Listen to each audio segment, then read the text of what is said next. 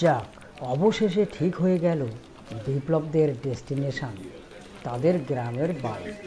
হ্যাঁ, বিপ্লব ও তার তিন বন্ধু রাজু, বিপুল ও হিরণ অফিস থেকে তারা ঠিক করলো ছুটিতে তারা বিপ্লবের গ্রামের বাড়ি অর্থাৎ কুসুমপুর যাবে।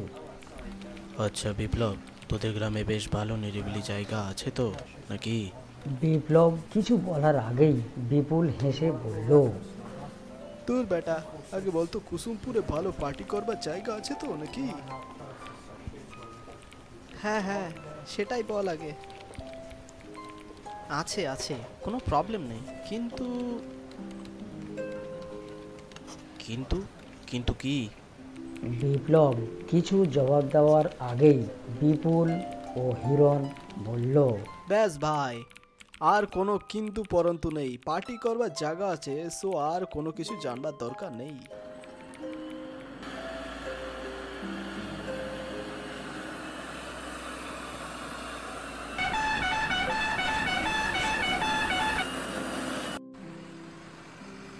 এর ঠিক এক সপ্তাহ পরে চার বন্ধু এসে হাজির হলো কুসুমপুর। দুপুরে খাওয়া দাওয়া সেরে বিকালে চার বন্ধু মিলে ঠিক করলো গ্রামটা একটু ঘুরে দেখবে। শান্ত গ্রাম্য পরিবেশ, এই বিকালের রোদ্দুরে গ্রামটিকে একটা সুন্দর ছবির মতো লাগছিল। চারিদিকটা কত সবুজ দেখ, কলকাতায় এতটা সবুজ দেখতে পারা যায় না সত্যি। তার সাথে কত শান্ত পরিবেশ দেখ, কোনো ট্রাফিকের সাউন্ড নেই, কলকারখানার আওয়াজ নেই, সুন্দর শান্ত, কি রিফ্রেশিং হাওয়া দেখ না। এই সব চার বন্ধু মিলে নিজেদের মধ্যে আলোচনা করছিল। হঠাৎ বিপ্লবের সাথে তার গ্রামের পরিচিত এক বৃদ্ধের সঙ্গে দেখা হয়ে গেল। আরে বিপ্লব, কবে বাড়ি ফিরলে দাদু ভাই? আর তোমার সাথে এনারাই বা কারা? এই দুদিন হলো বাড়ি এলাম দাদু। অফিসে কদিন ছুটি আছে তাই। আর এরা আমার তিন বন্ধু রাজু, বিপুল আর হিরণ। এদের একটু আমাদের গ্রামটা ঘুরে দেখাচ্ছি। তা বেশ বেশ, সবই তো ভালো, কিন্তু ভুলেও যেন ওই বাঁশবনের কাছে যেও না। তুমি তো সবই জানো। যাই হোক, এদিকে আবার সন্ধ্যা হয়ে এলো। যাই, আমি বাড়ির দিকে এগিয়ে যাই।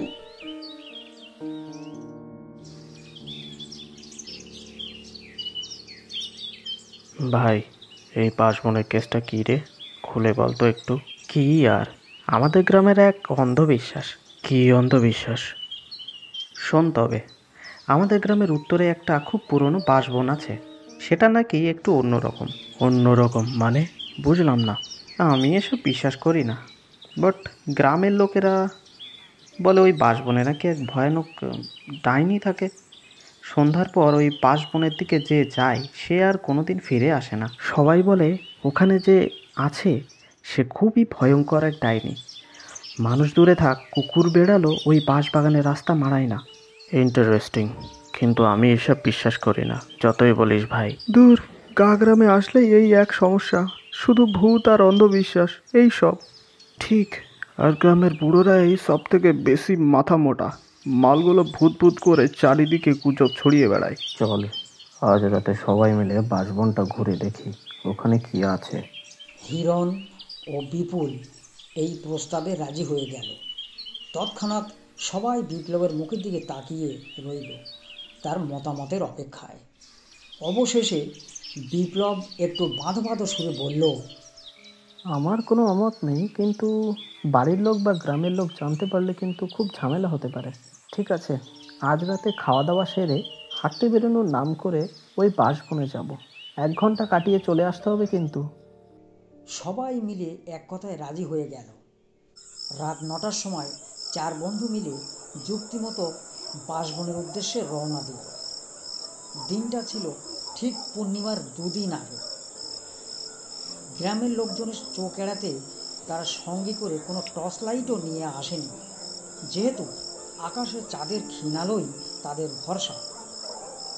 প্রায় 15 মিনিট পরে 4 বন্ধু মিলে এসে পৌঁছালো বাঁশবনের সীমান্তে। বাইরে থেকে বাঁশবনটাকে একটা কালো অন্ধকার প্রেতপুরীর মতো লাগছিল। ইতিমধ্যে রাজু বাঁশবনের দিকে এগিয়ে যেতে যেতে বলল, কিরে, এখানে সবাই দাঁড়িয়ে থাকবি না বাঁশবনের ভিতরেও যাবি? রাজুর কথায় সবাই আচ্ছন্ন কাটিয়ে তাকে অনুসরণ করে ঢুকে পড়ল বাঁশবনের মধ্যে। ওই বাঁশবনে 4 বন্ধু পা রাখার সাথে সাথে একটা ভয়ঙ্কর মেয়েলি কণ্ঠে হাসির শব্দ শোনা গেল।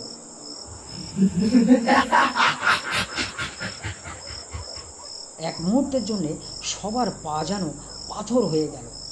এ ভাই, ওটা কিসের শব্দ রে? কিসের শব্দ আবার? শেয়াল টিয়াল হতে পারে। দূর, আমি গ্রামের ছেলে, শেয়াল কিভাবে চিৎকার করে ওটা আমি চিনি।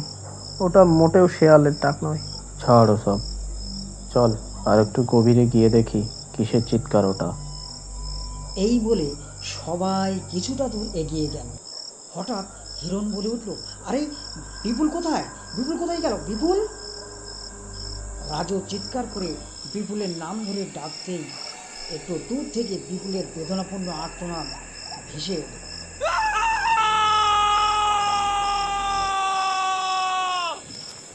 সবাই দুরু দুরু বুকে চিৎকারের দিকে দৌড়ে গেল। গিয়ে তারা দেখলো বিপুল পড়ে আছে। দেখেই বোঝা যাচ্ছে যে তার দেহে আর প্রাণ নেই। বিপুলের ঘাড়ে ও বুকে ক্ষতের চিহ্ন। এই দৃশ্য দেখার পর কিছু বুঝে ওঠার আগেই হিরণের চিৎকার ভেসে এলো।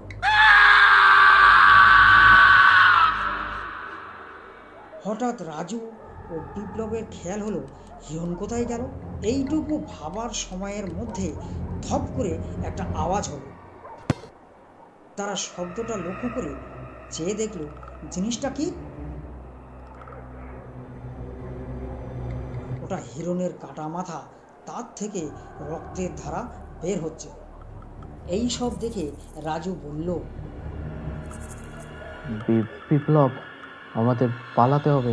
কিন্তু রাজু, বিপুল ও হিরণ ওরা নেই ভাই, আমাদেরও পালাতে হবে, নাহলে আমাদেরও নিস্তার নেই। এই সব কথাবার্তা নিজেদের মধ্যে বলছে। হঠাৎ বাঁশবাগান থেকে একটা ভয়ঙ্কর কুৎসিত হাসিতে কেঁপে উঠল। একটু দূরে তারা দেখতে পেল অস্পষ্ট একটা নারীর ছায়া মূর্তি।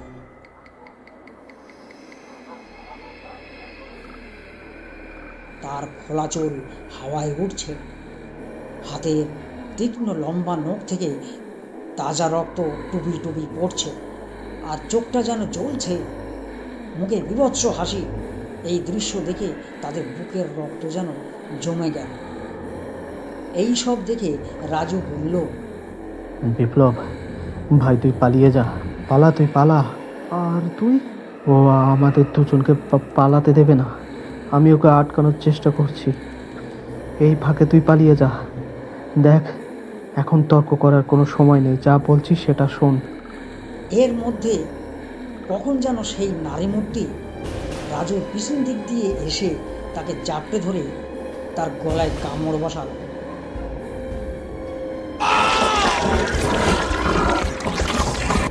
এই ফাঁকে বিপ্লব প্রাণপণে ছুটতে লাগলো।